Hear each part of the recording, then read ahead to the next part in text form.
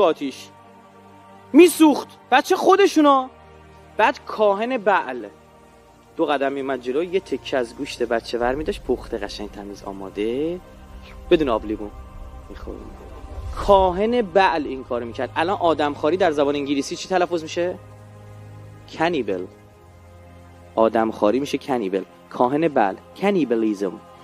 اما این قربانی در حضور خدای بعل در کنار بتی دیگر بود، بتی به اسم مولخ یا مولوک یا ملکون.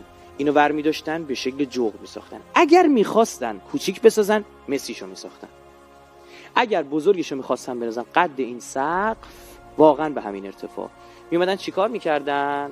اون موقع سنگی می ساختن، آتیش درست می کردن جلوش، دستشو یه جوری می داشتن زیر آتیش قرار می گرفت.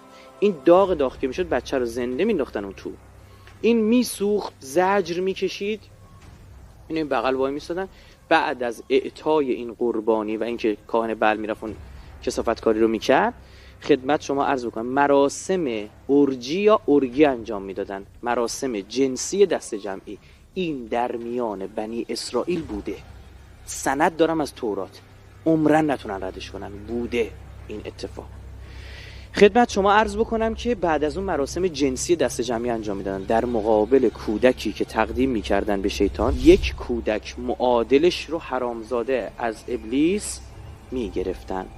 برای اینکه شناخته نشن زن و مرد، ماسک هایی به صورتشون میزدن مثل زورو که بعدها تبدیل شد به جشن بالماسک. احسن.